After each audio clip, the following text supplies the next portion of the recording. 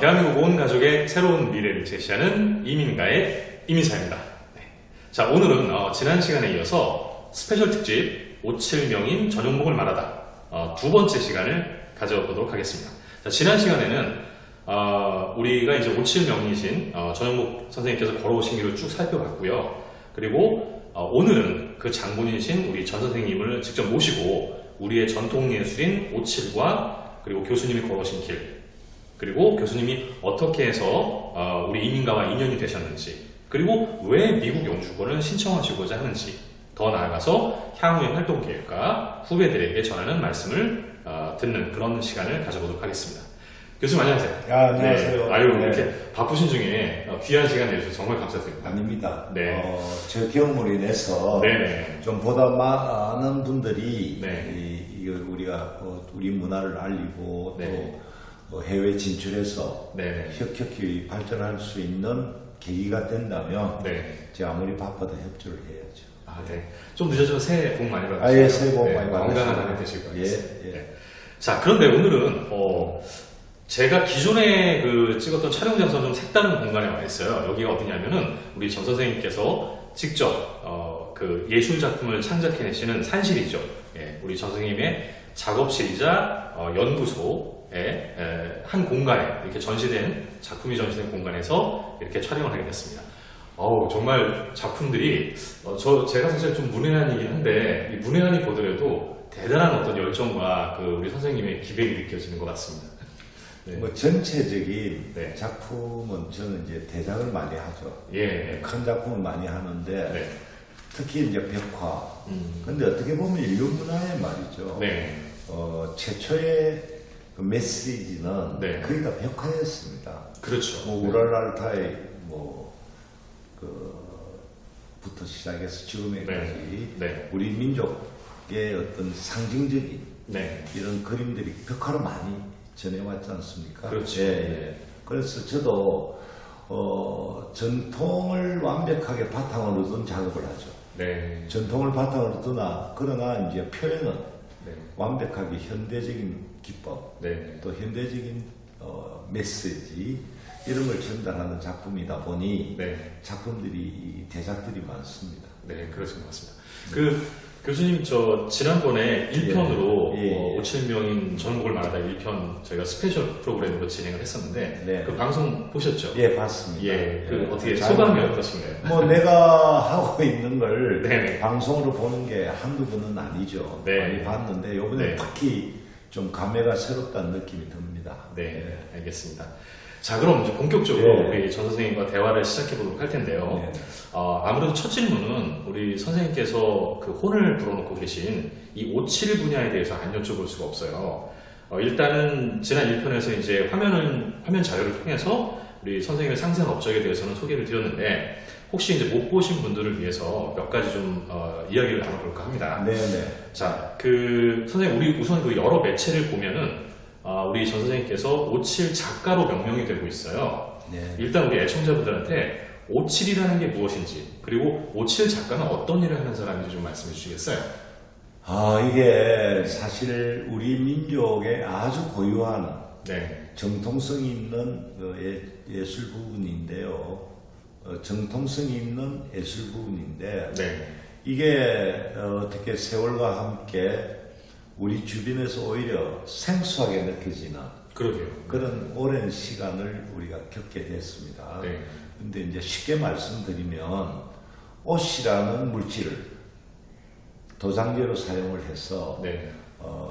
공예나 네. 혹은 저와 같이 이런 이제 창작품, 순수 미술이라고도 하죠. 그렇죠. 이런 것들을 재료로 쓰는 기법을 오칠이라고 하고요. 오칠 작업이라고 하고 또 더불어 나전이라고 우리 흔히 많은 이야기를 해왔잖아요. 네. 나전 칠기다. 네.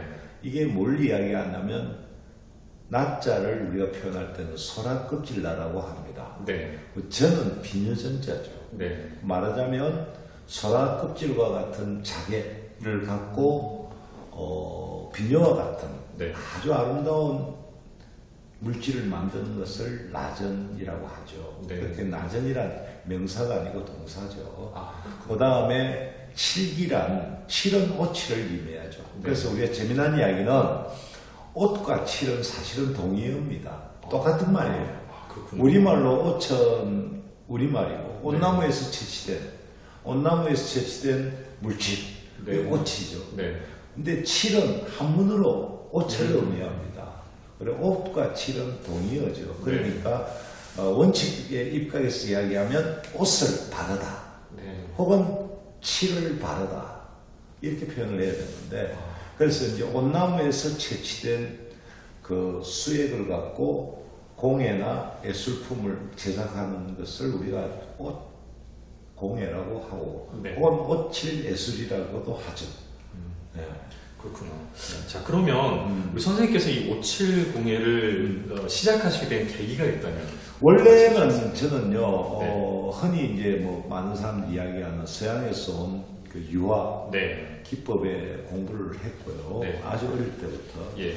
그 이제 저희 집안이 특히 외가 집안의 외삼촌들이 이제 뭐 굉장히 한국에서는 좀 알려진 작가들입니다. 네. 그다음에 그런 외가에서 가깝게 지내다 보니까 저는 이제 서양화를 공부를 했는데 이제 성장기 20대가 지나서 야 이거 우리 문화에도 이렇게 소중한 게 있는데 굳이 어떤 편향된 그 서양의 문화만 우리가 그것을 답습을 해야 되느냐라는 약간의 반감이 좀 생겼습니다. 그러셨군요. 그래서 네. 이제 제 기본은 어떤 서양에서 건너온 여러 가지 기법을 원칙으로 했지만 네. 이제 물질은 서양 안료가 아닌 우리 동양의 우리 한국의 전통적으로 내려오는 옷을 네. 활용해서 작품을 해보자. 그게 벌써 세월이 50년 가깝게 됐네요. 그러셨군요. 네. 그 선생님, 우리나라의 많은 어떤 전통 예술 네. 분야들이 사실 역사가 굉장히 오래지 않습니까? 예. 그런데 이제 안타깝게도 이 전통의 맥을 사실 잘 이렇게 이어오지 못하는 경우들이 많이 있는 것 같아요. 이 57 분야는 어떤가요?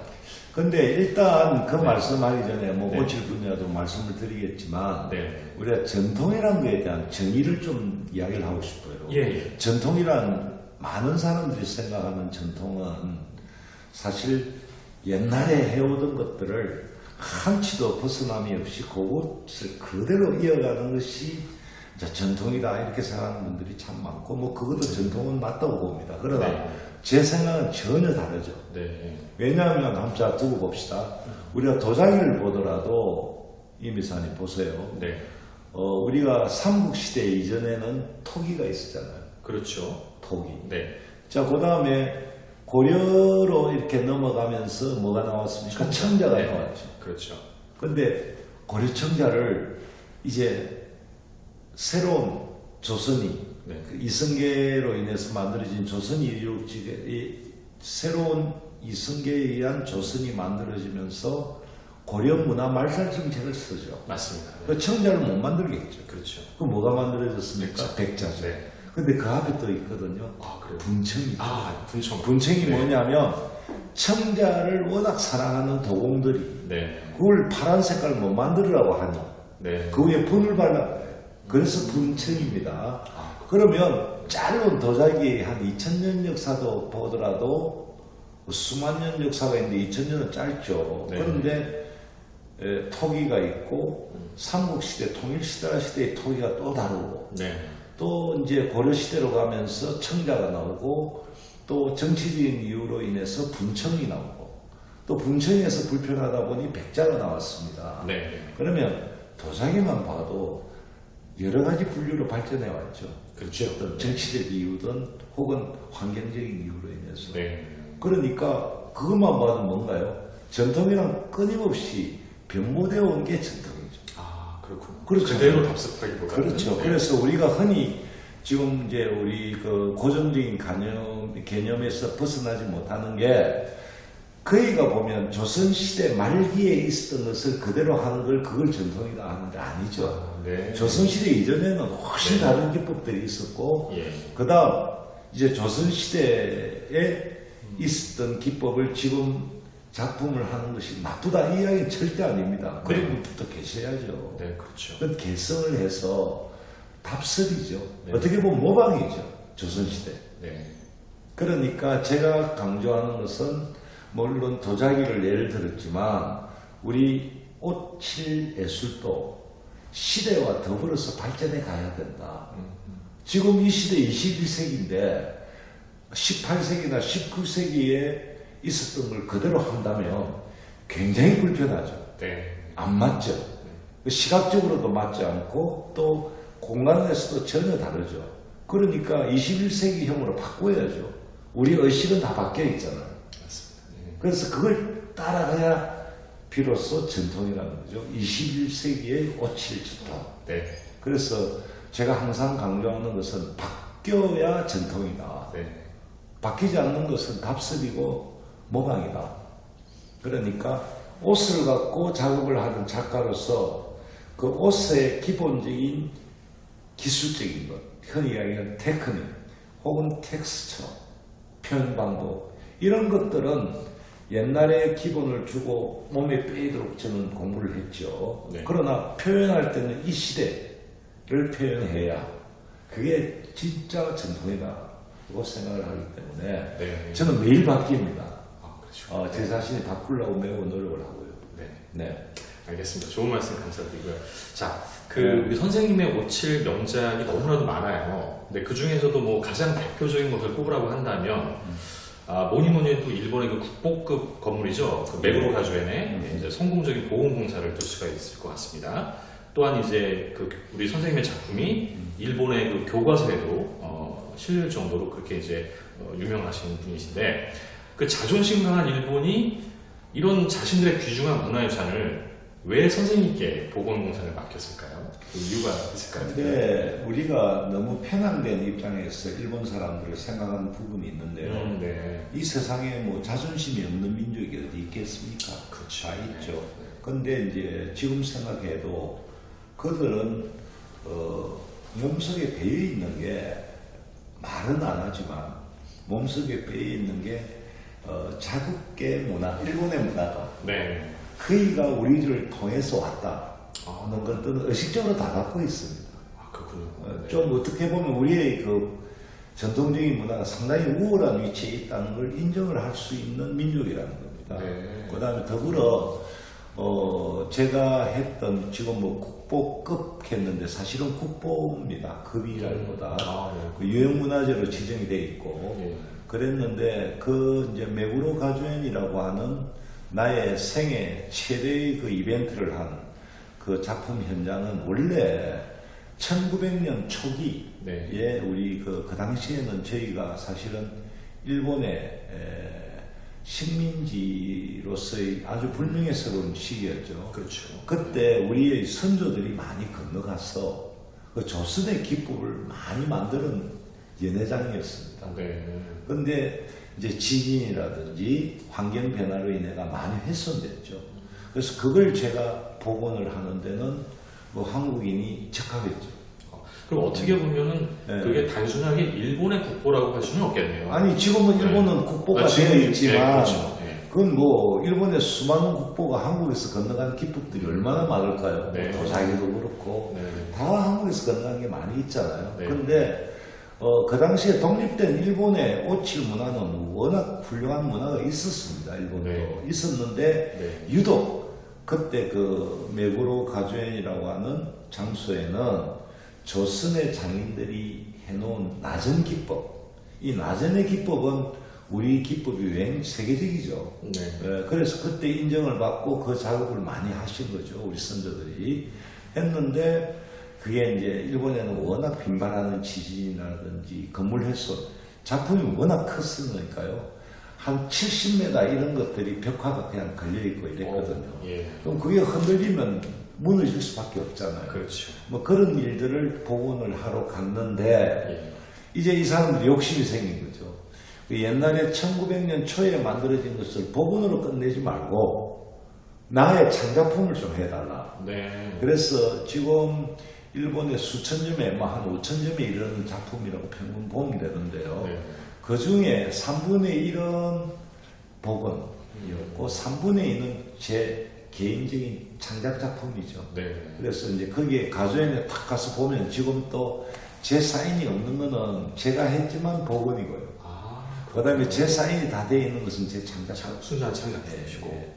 그래서 어쨌든 일본인들 같은 경우에 제가 굉장히 합리적인 사고를 제가 본 경우에는 그 민족이 어쨌든 뭐 누가 됐든 타민족이든 별로 개의치 않고 자기들이 원하는 기술력이나 또 예술력이 있으면 뭐 그냥 스스럼없이 네. 작업을 하게 되는 게 일본인들의 기본이라고 보고요. 네. 뭐 이야기를 하도 많은 이야기가 지금 뭐 나와 있지만 수천 대 일로 제가 그 일을 맡은 거죠. 네. 일본 사람들이 안 하려고 한 것도 아니고 하려고 했는데 제가 굉장히 유리했던 건 한국인이었다는 거. 왜냐하면 우리 선조들이 그 당시에는 한국이 아닌 조선이었지만 네. 어쨌든 우리 민족의 선배님들이 건너가서 그 작업을 했기 때문에 저는 그 일을 맡기가 오히려 굉장히 좋았다. 그래서 일본 사람들의 경쟁에 이길 수 있었던 것은 내가 한국인이었다는 거죠. 아, 예, 그렇군요. 예. 네. 잘 알겠습니다. 어찌됐든 간에 이 일을 계기로 해서 우리 선생님의 그 어떤 작품성, 예, 예술성, 예. 그리고 뭐 고도의 기술력 이런 것들에 감탄한 일본 정부가 귀화를 조명했어요. 그 귀화 이야기는 네. 그 잘못 들으면 그 예. 일본 사람들이 뭐 자기들이 쓸모가 있는 사람이니까 귀화를 종용했다. 물론 그럴 수 있게 들리지만 나는 네. 그렇게 보지 않고요. 예. 그 조금 구체적으로 이야기하면 일본 정부에서 제게 엄청나게 큰 미술관을 제공을 했습니다. 네. 미술관이 2,000평이었어요. 2,000평. 6,100만메다. 네. 일본에서도 아마 세계적으로 5, 7의 미술관으로서는 가장 최고죠. 큰 것 같은데요. 그걸 한국 사람이 저한테 줬단 말이에요. 네. 줬는데 이제 이 사람들이 그 미술관이란 뭐 어떤 비즈니스적인 플러스 요인을 창출하는 그런 데가 아니죠. 네. 이익을 창출하는 게 아니고 문화적인 공간이잖아요. 네. 그런데 그게 운영을 하려고 보니 자기네들이 보조금을 꾸준하게 줘야 될 거잖아요.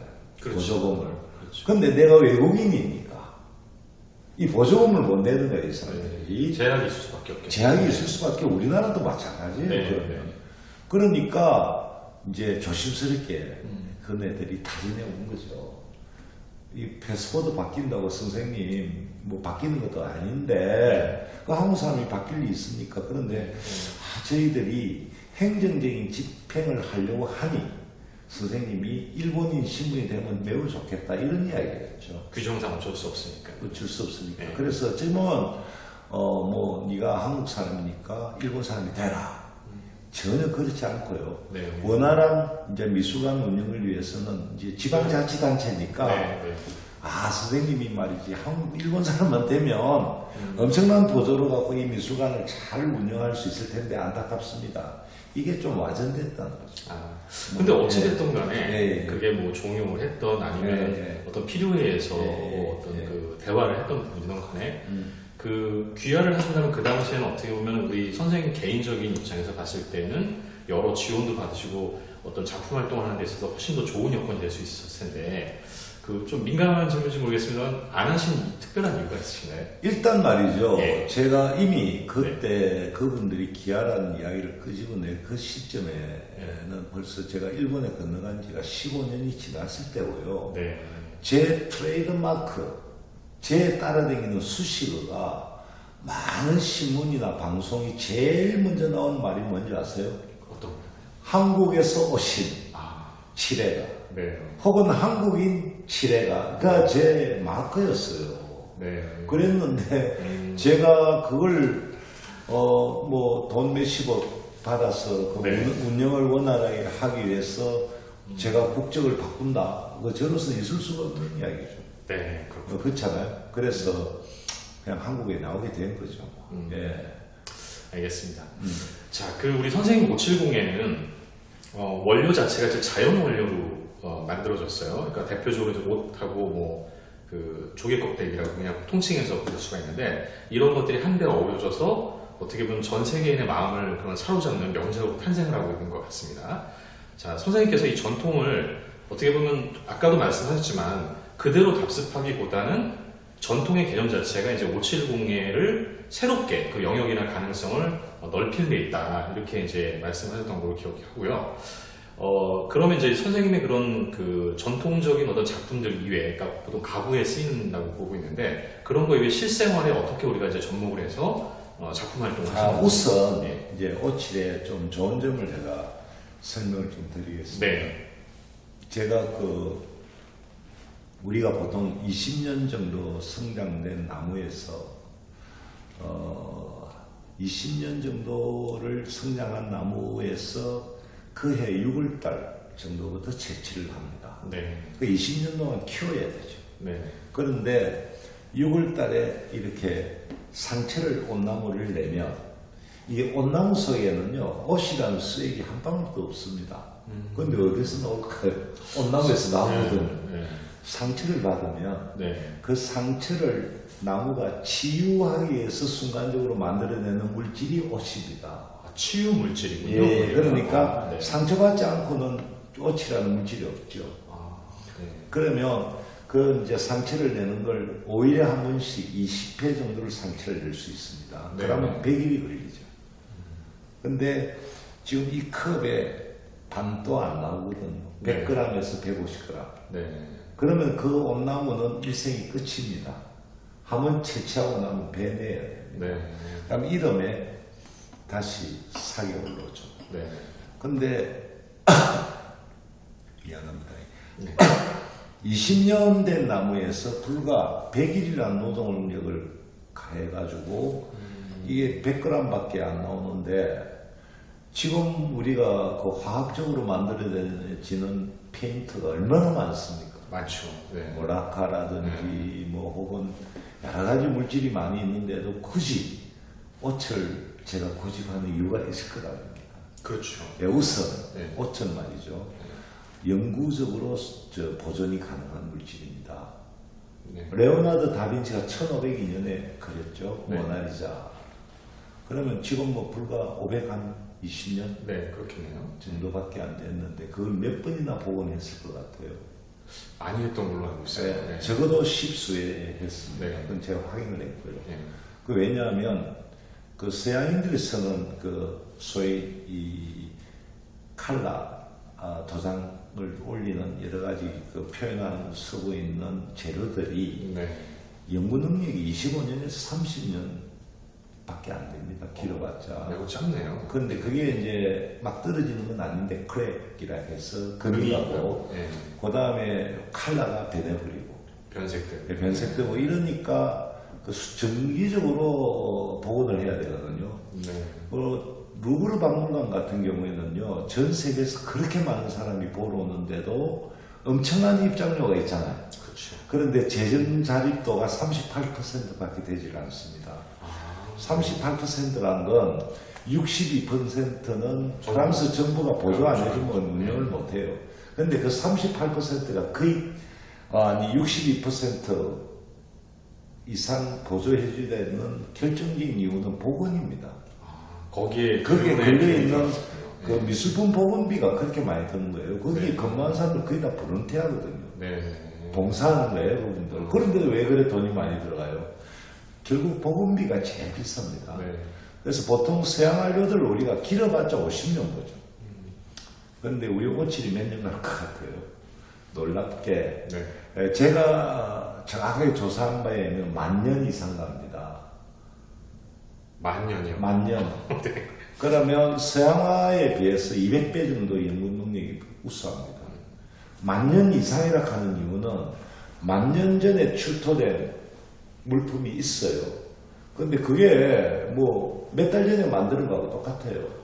하나도 변함이 없고, 네. 그 다음에 또 과학적으로 실험하는 방법이 있습니다. 네. 냉동에 넣었다가 뜨거운 물에 넣었다가 이게 한 번 하는데 100년. 100번에도 까다가 없거든요. 네. 그럼 10,000년이잖아요. 만 년. 네. 그래서 10,000년 이상이다. 영구적이라고 보면 되죠. 그렇겠네요. 이 지구상에 유일할 곳밖에 없습니다. 네. 자, 두 번째. 네. 옷이 아까 이야기했잖아요. 자기 몸을 치유하기 위한 치료제라고 했잖아요. 네. 그래서 그런지 이 오칠에는 굉장한 살균력이 뛰어난 살균력을 갖고 있습니다. 네. 살균력은 이제 제가 그 확인한 바에 의하면 황색 포도상균이나 대장균 같은 경우에는 거의 살균 능력이 99.97%. 100%라고 봐요. 예.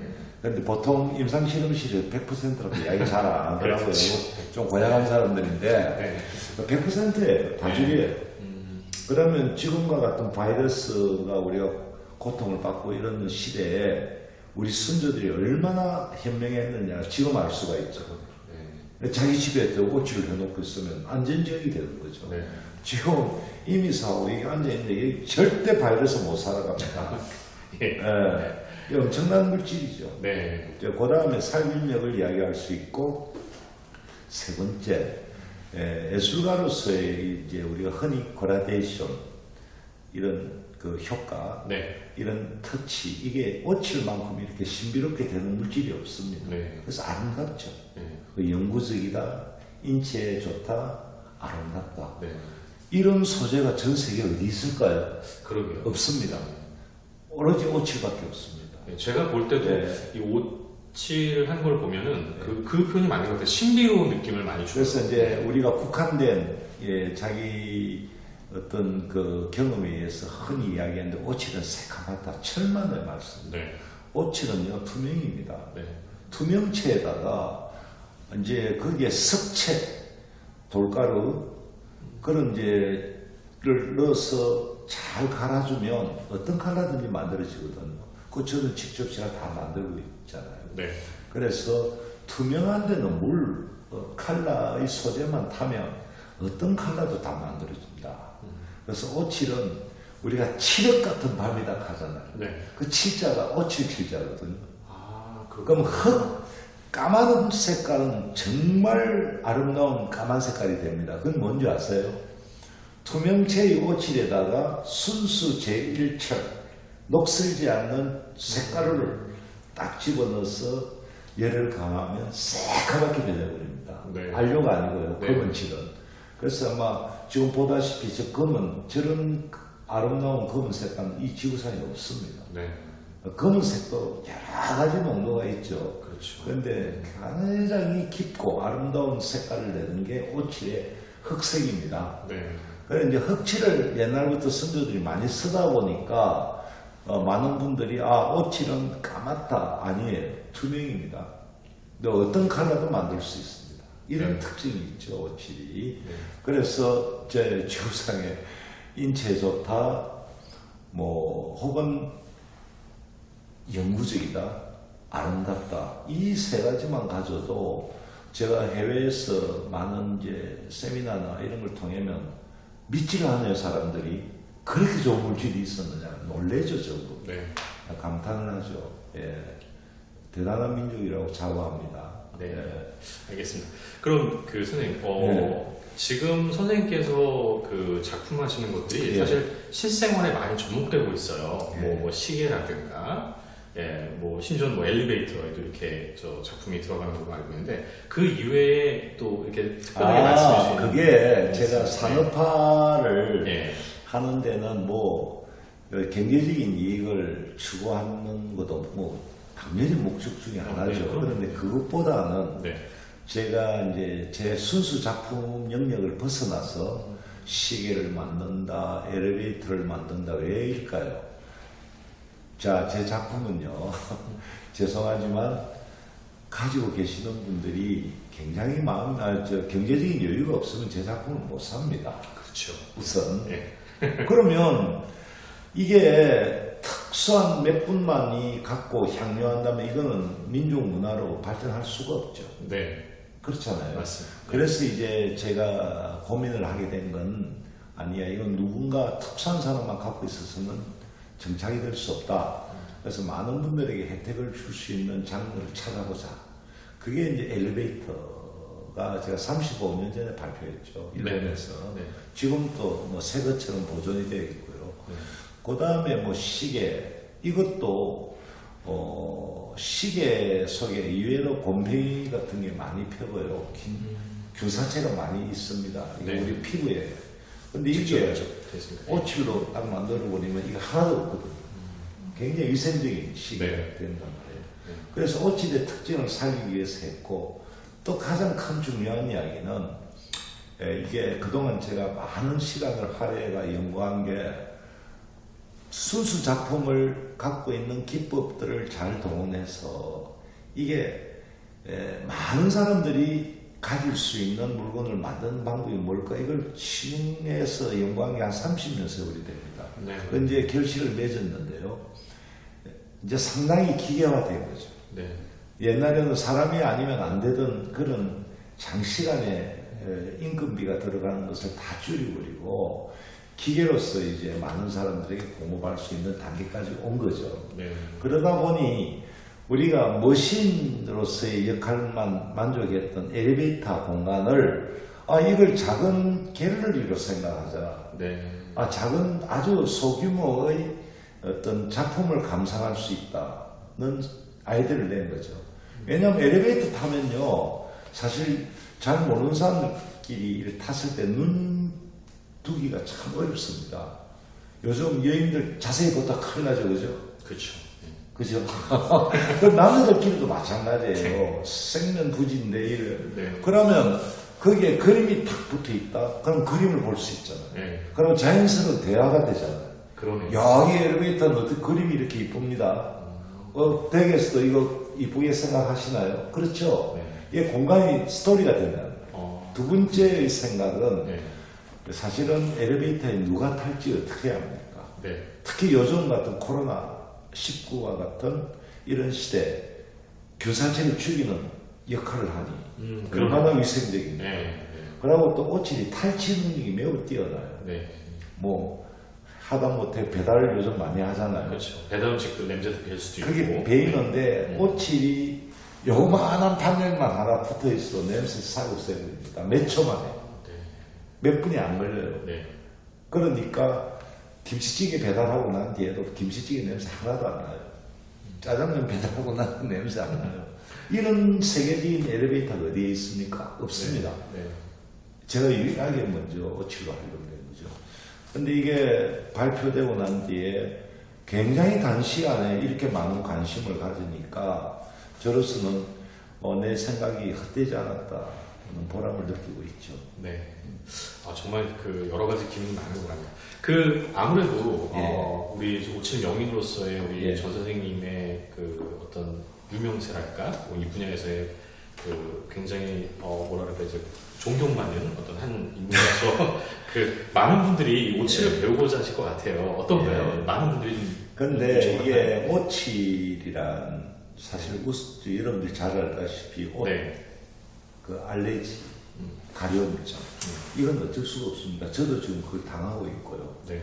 근데 이제 그 뛰어넘어야죠, 정신력이. 그렇죠. 예. 예, 그래서 내가 이 만든 것이 만년이라는 세월을 견딘다. 네.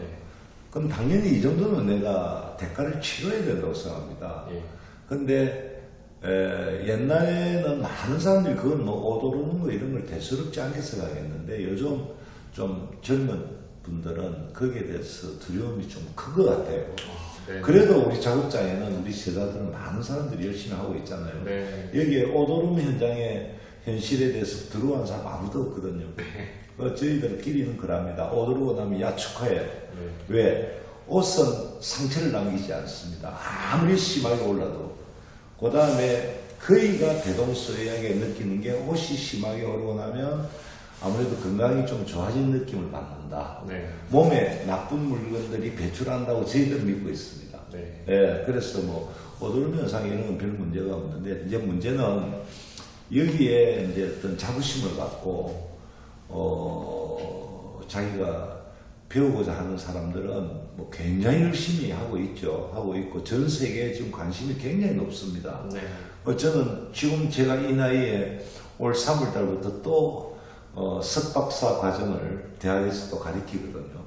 오칠을. 네, 네. 그래서 의외로 오칠에 관심 있고 배우는 사람들이 점점 늘어나고 있습니다. 그리고 창작 활동하는 작가들도 많이 늘어났고요. 네. 네. 이거 좀 엉뚱한 질문일 수 있는데요. 전혀 보통- 엉뚱하지 않고 사실 우리가 보통 이제 영화를 보면은 뭐 이렇게 장인 되시는 분들이 제자를 갖다 거둬들이는 데 있어서 혹독하게 훈련도 하고 나름대로 이제 기준을 정해서 그 기준에 미달이 되면은 뭐 이렇게 내보내기도 하지 않습니까?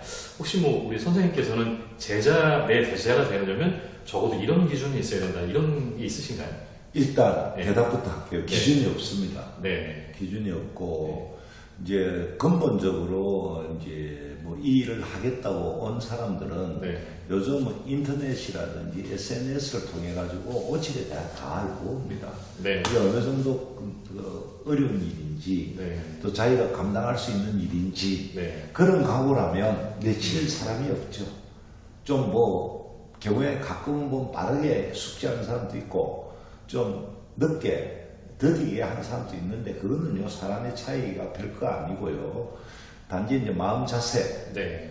내가 이걸 갖고 어떻게 하든 장래 내 인생을 개척하겠다라든지 혹은 우리 전통 문화를 개성하는데 일조가 되겠다 이런 뜻이 있는 사람이면 누구든지 가르칠 수 있고요.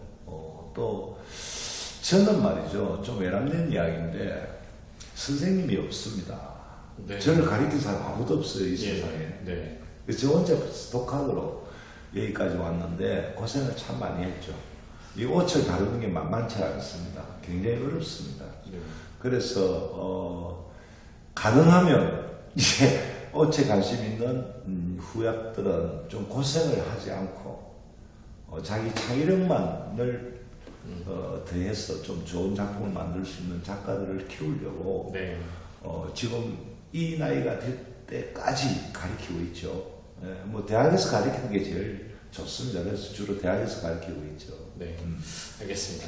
자, 그러면 예. 이 570회가 좀 더 많은 어떤 후학들을 통해서 그 명맥이 유지가 되고 더 발전하기 위해서 어떤 노력들을 해야 될까요? 일단 말이죠. 어떤 네. 뭐 노력들이란 게 사회적인 이제 우리가 그 노력이라는 건 정확하게 좀 역사적으로 있었던 문화재로 혹은 우리 문화로서의 가치에 대한 교육이 지금 굉장히 부족합니다. 네. 우리나라에는 이게 그냥 뭐 꽃이라는 게 있다 정도밖에 되지 않지 않습니까? 이게 왜 이걸 우리 선조들이 지금 이야기했다시피 이런 훌륭한 소재를 갖고 해왔는지를 네. 좀 교육적으로 기초교육이 좀 부족하다는 생각이 들고 거기에 좀 치중해야 되겠죠.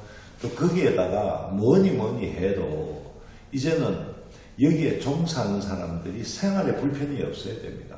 생활의 불편은 경제적인 거죠. 크게 이야기하면. 네. 근데 사실 그동안은 아주 좀 솔직히 쉽게 말씀하면 고리타분한 그저 예끝만 갖고 지금 이 시대가 21세기에 어떤 시대입니까? 하루가 다르게 발전하고 변모해 가는데 지금까지 아직 옛날 것만 그냥 고집하고 계시는 분들이 있거든요. 그건 전혀 그게 고생길밖에 안 되죠, 그건. 네. 그러니까 제가 아까 말씀드린 대로 시계를 한다, 뭐 엘리베이터를 한다.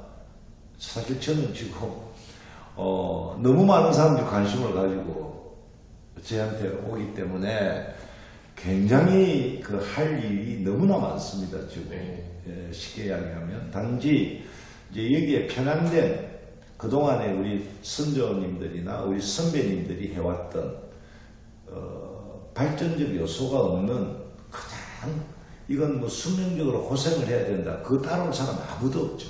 네. 그러니까 어떻게 이야기해 보면 새를 잡으면서 말이죠. 조그만 그물 갖고 하루 종일 새 잡으려고 다녀보세요. 새가 잡히나요? 안 잡히잖아요. 그죠? 근데 맛있는 먹이를 탁 뿌려놓으면 오지 마라 해도 새들이 와글와글. 그렇죠? 네. 그 한 번에 잡을 수 있잖아. 네. 그래서 이게 이제 문화도 마찬가지예요. 그래서 일단은 보람도 있고 뭐 명분도 다 중요하지만 가장 중요한 거는 자기 생활에 윤택함이 보장돼야 돼요. 저는 분명히 이야기합니다. 이 오칠이라는 장르에 제대로 들어오면 평생을 윤택하게 살 수 있어요. 네. 예, 평생을. 네, 알겠습니다. 자, 우리 57에 관심을 네. 두고 계신 분들, 저 힘을 내서 의지대로 밀고 나가셨으면 좋겠습니다. 자, 이제 화제를 바꿔보겠습니다. 예. 우리 선생님께서 저희 이민가하고 인연이 된 부분인데, 예, 예. 미국 영주권을 이제 신청하셨어요. 저희를 예. 통해서. 어떻게 보면 일본하고 한국에서도 충분히 남부럽지 않게 작품 활동을 계속 이렇게 하시면서 사실 수 있으실 텐데 네. 미국 영주권을 신청하신 특별한 이유가 있으신가요? 저는요, 네. 쉽게 말하면 일본도 영주권도 있고 네. 한국 국민이니까 당연히 네. 한국 사람으로서 여기서도 살 수 있고 한데 쉽게 이야기하면 그 미국이란 굉장히 그 큰 다양한 문화가 상존하는 국가잖아요. 그렇죠. 네. 각국 대표들이 다 모여 있잖아요. 네. 그래서 그 속에 젊은 시절부터 나는 미국이란 꿈을 접지 않았고요. 항상 갖고 있었는데 뭐 아시다시피 워낙 바쁘게 살다 보니까 이 나이가 돼버렸네요. 됐는데 그런데 지금 이 나이가 돼서 내가 지금 그러면 활동을 하거나 생활하는 데 지장이 있느냐? 전혀 없거든요. 네. 그래서 미국에 내가 하겠다고 굉장히 그 어디를 통해서 가야 될지 잘 몰랐잖아요, 제가. 네. 근데 솔직히 말씀드려 제일 처음에 어떻게 제가 인터넷으로 찾은 데가 대항이에요. 아, 네. 대항인데 이미사님 그대로 딱 목소리 듣고 빨리 만나고 싶은 생각이 들었고 네.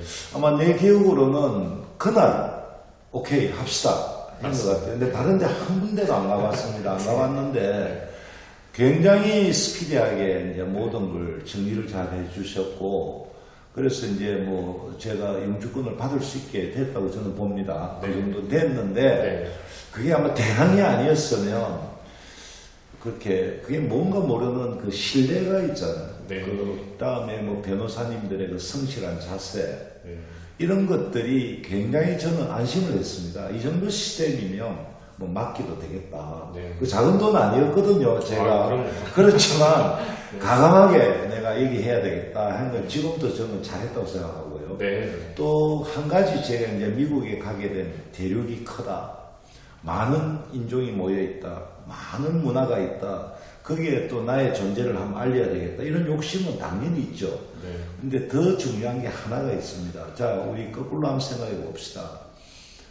지금 우리가 옷을 입고 있는 게 우리 한복입니까? 아니잖아요. 그렇죠. 네. 이 한복. 양국이죠. 네. 서양에서 네. 서양. 그렇죠. 뿐만 아니라 우리나라는 참, 불행하게도 동족 상존의 어떤 비극, 전쟁도 6.25를 겪은 민족이잖아요. 네. 그때 그들이 없었으면 우리가 어찌 됐을까요? 생각. 그렇죠. 참 많은 신세를 지고 우리는 많은 걸 배워왔습니다. 네. 우리 생활 속에. 근데 give and take라는 영어가 있잖아요. 주고받아야 되는데 우리가 너무 나는 받기만 한 게 좀 많지 않나라고 생각을 하게 됐습니다. 네. 그래서 제가 이제 해외 전시회도 하고 이러다 보니까 많은 미국 내의 유명 작가들하고 친분을 쌓게 됐죠. 네. 근데 이 사람들이 다 배우고 싶어 하는 거예요, 이걸. 예. 네, 그래서 이 기회에 그들하고 좀 서로 우위를 본독이 하고 네. 또 내가 뭐 오치를 가르치지만 그들한테 또 얼마나 많은 걸 배우겠어요. 네. 주고받는 거죠. 그 새로운 세계를 열어가는 거죠. 네. 그 인류 역사상 이민의 문화가 없었던들 우리 생각을 한번 해봅시다. 상상도 못하죠. 네. 우리 역사도 그래요. 네. 이민이 없었다면 우리가 여기까지 왔을까요? 맞죠. 세계는 넓습니다. 어떤 분이 이야기하신 바와 같이 할 일은 너무 많죠. 근데 국내에서 이 정도 내실을 다졌으면 이제 좀 알려야죠.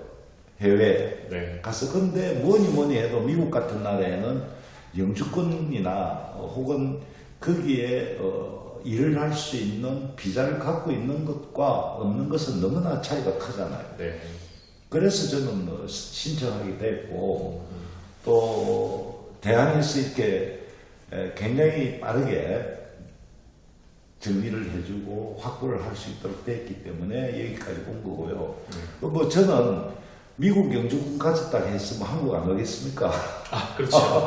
마음대로. 네. 그러나 그 활동을 할 수 있는 제 역할, 제 입장에서는 굉장히 좋은 여건이 되죠. 영주권을 갖고 있게 되면. 맞습니다. 네. 그래서 신청하게 된 거죠. 네. 그 선생님 말씀 이렇게 하실 때 저도 이제 처음 뵀을 때가 생각이 나요. 예. 그때 이제 전화하시자마자 바로 와서 상담을 네. 직접 와서 하겠다라고 말씀하셨고 제 성명을 들으시고서 이제 바로 네. 결정을 하셨는데 그 선생님께서 지금 진행하고 계시는 이 영주권 카테고리가 뭔지 알고 계시죠? A1 비자입니다. 네, EB1A라고 해서 A1. 아, 이게 이제 그 미국 영주권 제도 중에 한 분야에서 정말 극소수 뭐 1% 안에 드는 그런 어떤 명인들만 이제 신청할 수 있는 영주권 카테고리예요. 근데 이제 저도 사실은 좀 여담입니다만 그때 좀 당황했었어요. 왜냐하면 보통 이제 많은 분들이 상담을 오고 적어도 이제 아무리 빨리 결정하더라도 한 일주일 정도는 고민하셨다가 진행을 결정하시거나 또 오래 걸리시는 분들 몇 달이 걸리고 그러거든요. 근데 바로 그 자리에서 이렇게 결정해 주신 분들 그 다음에 입금해드렸을 텐데요. 그죠? 그날 입금해 주셨어요. 그날 작업했어요. 예.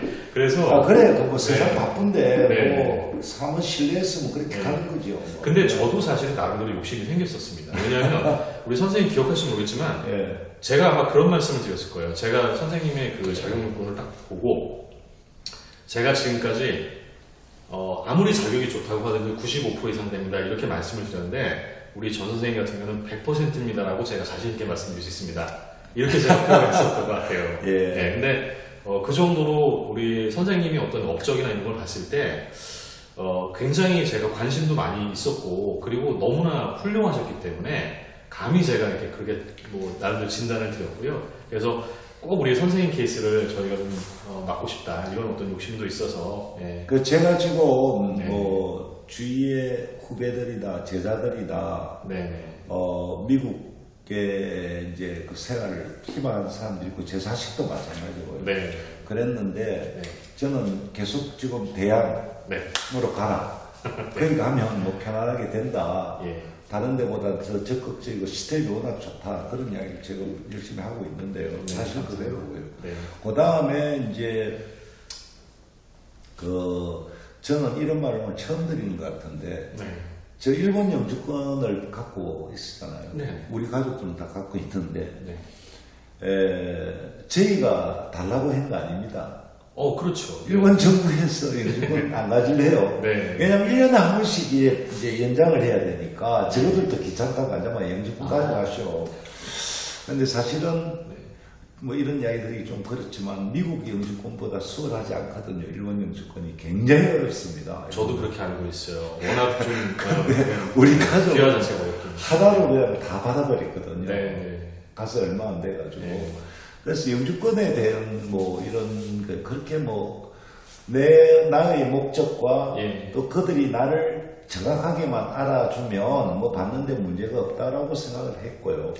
그 다음에 더더욱 내가 일일이 뛰어다닐 수도 없는데 대신해서 대안에서 그렇게 다 합리적인 유효적절한 뭐 이런 그 절차를 거쳐서 이렇게 다 되게 됐으니까 굉장히 감사하게 생각합니다. 뭐 맡겨주셔서 너무 감사드리고요. 사실 그 우리 선생님께서 워낙 바쁘셔서 작품 시간 연구하시고 바쁘셔가지고 사실 이렇게 진행 자체가 조금 더뎌지신 부분이 있는데 뭐 이미 했으면은 뭐 그 훨씬 빠른 시기에 영주권을 취득할 수 있는데 아무튼 결과에 대해서는 우리 선생님도 그렇고 저희도 그렇고 전혀 의심하지는 않고요. 이제 그 이유가 이제 궁금한 부분이거든요. 그래서 영주권을 이제 취득하신 다음에 그 다음에 우리 선생님의 활동 계획은 어떠신지 좀 여쭤봐도 될까요? 일단 미국에서 미술관을 경영할 계획이고요. 뉴욕에 있는 맨하탄 트라이베커라고 하는 지역입니다. 그 다음에 거기에서도 아카데미를 해서 미국의 작가들이 와서 폭넓게 공부할 수 있도록 오치를 배울 수 있도록 그렇게 할 계획이고 뭐 그렇게 그게 답니다. 작품 발표하고 작품 만들고 가르치고 뭐 그만하면 이제 남은 인생 충분히 바쁘죠. 아우 좋은 일이시죠. 자 그러면 뭔가 진짜 시간이 좀 지나서 끝으로 인생의 선배이시자 또 최고의 어떤 예술적 장인으로서 최고는 아닌데 우리 후배들 더 나아가서 이제 뭐 이렇게 우리 전 선생님처럼 영주권을 생각하시는 분들을 위해서 좋은 한 말씀 해주시겠어요? 망설이지 마라 라는 이야기를 하고 싶고요. 그 다음에 이제 세상이 바뀌었습니다. 우리가 되게 급할 때는 하루 이틀 만에 미국 갔다 올 수 있잖아요. 그렇죠. 이런 시대가 됐는데 결국은 우리가 영주권을 갖게 되거나 뭐 이런 자격을 갖는다는 것은 그 지역에서 본인의 포부를 펼치는데 매우 편리하죠. 그게 있는 것과 없는 것은 너무나 다르죠. 그래서 나는 후배들이나 제자들한테 그런 이야기를 자주 합니다. 네. 넓은 세상에 태어나서 넓게 살도록 해라. 또 거기에 맞는 문화의 잘 적법성을 따져라. 거기에서 수능해야 되고 또 거기에서 파헤쳐가라. 뭐 이런 이야기를 자주 하는데요. 역시 국내에서 뭐 열심히 노력하는 것도 매우 중요하고 그렇지만 어떤 차원에서는 우리 특히 제 같은 분야는 우리 전통 문화라는 거죠. 그렇죠. 네. 이걸 내국에서 열심히 하는 것도 좋지만 굉장히 의미가 있는 게 밖으로 나갔어. 네. 이걸 그대들에게 알리는 거죠. 네. 네, 이게 저는 굉장히 중요한 일이고 보람 있는 일이라고 생각을 합니다. 그래서 이런 생각이 있으면 망설이지 말라는 이야기를 꼭 하고 싶고요. 네. 또 언어라는 거에 대해서도 너무 걱정하지 마라. 이 나이에도 영어 열심히 하니까 지금 통하거든요. 네. 네. 그런데 뭘 그걸 걱정을 해요. 그래서 부닥쳐라. 그 부닥치려는 데 도전이고 아까 초창기에 내가 최초에 제가 말씀드렸다시피 우리 민족뿐만이 아닙니다. 타민족도 거기가 결정적인 민족의 발전적인 요소는 이민으로부터 시작됐다. 이렇게 보시면 됩니다. 네. 뭐 저보다 더 잘 아시겠지만 넓은 세상에 가서 우리가 다른 것을 보고 또 갖고 오고 그게 이민의 역사 아닐까요? 그렇죠. 예, 그래서 후배들은 망설이지 말고 네. 내가 지금 올해 우리 한국 나이로 70살이거든요. 근데 이민 준비하고 있잖아요. 네. 근데 젊을 때는 과감하게 한번 해보는 것도 매우 뜻이 있다고 생각합니다. 네. 예. 좋은 말씀 너무 감사드리고요. 네. 네. 다시 한번 바쁘신 가운데 우리 이민가의 청자분들 위해서 시간 내주셔서 아니 뭐 다음에라도 제가 네네. 또 미국에 가서라도 예. 소식들을 자주 전하도록 하죠. 네, 하고 알겠습니다. 또 어쨌든 대항에서 자세를 변하지 마시고 네. 제가 찾아갔을 때처럼 네. 그냥 모든 사람들이 편안하게 자기가 원하는 그 비자를 받거나 네. 혹은 이런 절차를 잘 변함없이 해줬으면 좋겠습니다. 네. 예. 아무튼 항상 건강하시고요. 고맙습니다. 우리 감사합니다. 우리 전통 예술 예. 전 세계에게 많이 좀 네, 알려주시도록 알겠습니다. 노력 부탁드리겠습니다. 자, 이렇게 해서 저희 이민가가 스페셜 프로그램으로 준비한 57 장인 전용복을 말하다. 예, 두 번째 시간 모두 마치도록 하겠습니다. 자, 오늘도 저희 방송이 유익하고 좋았다면 구독과 좋아요 꾹꾹 눌러주시고 알람 설정도 잊지 말아주십시오. 감사합니다.